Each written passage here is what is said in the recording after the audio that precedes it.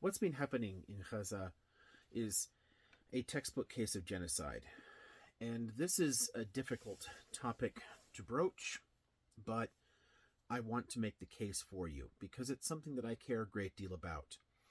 And not just because I'm Jewish, and therefore I care about the Holocaust or something.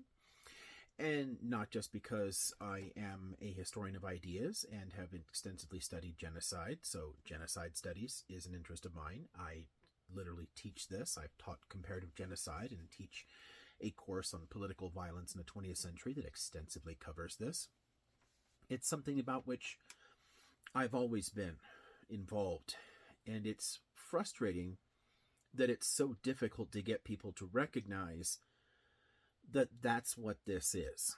I just ran into somebody on Twitter again today. This guy is himself a scholar and was saying, oh, all these people saying that it's genocide or whatever, they should just look up the definition. I'm like, really?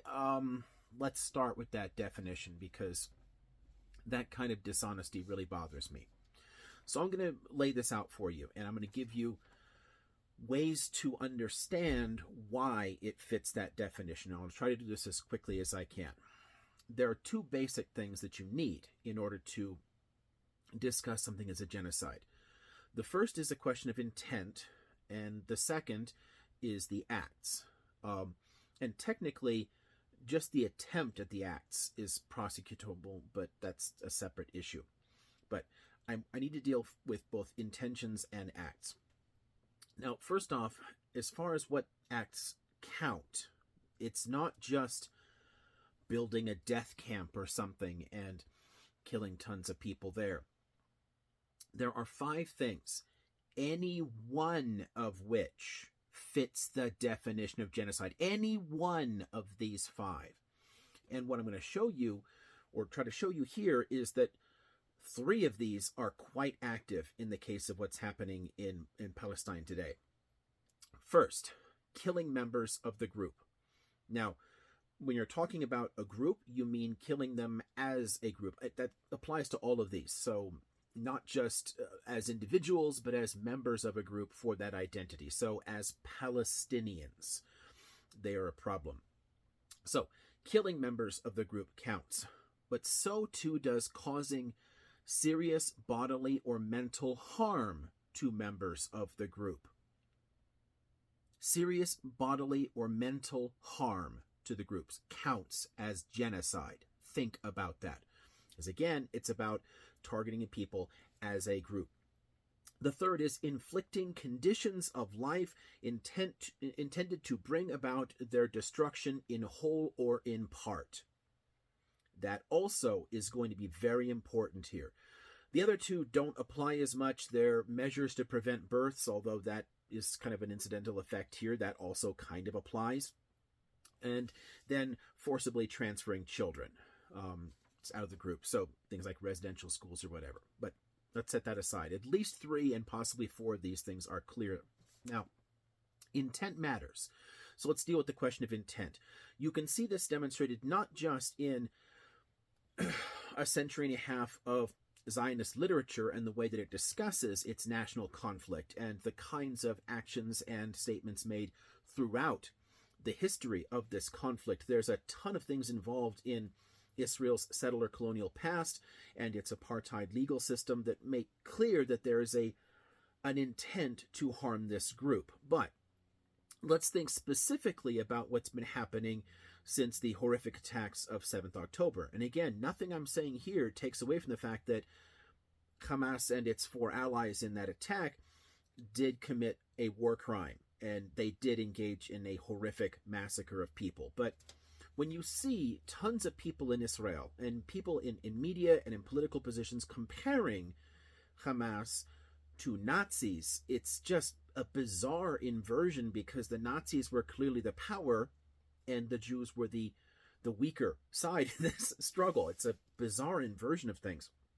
Now, setting aside that question of comparison to Nazis, itself a problem, there's also the matter of dehumanizing rhetoric, calling them animals, which has happened rather a lot. Then you have things like President Herzog saying that all of the people of Gaza are responsible. Now, bear in mind, half the population are literal children because the birth rate is quite high. They don't have a whole lot else to do. So yeah, they're all responsible. And people making claim, well, people voted for Hamas. Okay, yeah, a small share of the overall total. It comes up to something like, I don't know, 12% or something of the population of adults back in 2006 or something. It's nonsense. But saying they're all responsible and can all be targeted. Prime Minister Netanyahu's promised to turn Gaza into rubble, which has been borne out. The north has been flattened. If you want to think about the ordnance dropped there, we know at least about 40,000 tons of ordnance have been dropped in there, which is equivalent to 2 Hiroshima bombs have been dropped on Gaza so far. And then you have his at least twice references to Amalek, a biblical story where God gives an injunction to commit genocide, to kill everyone, children included. When you have the prime minister, the leader of a government, making direct references like this to the people in the military with the ability to do so, there is a clear intent stated. Then you have sitting cabinet ministers like Eliyahu saying that, nuking Gaza is an option. He has not been kicked out of the cabinet. Then you have the intelligence ministry's plan to push the people of Gaza into the Sinai Desert.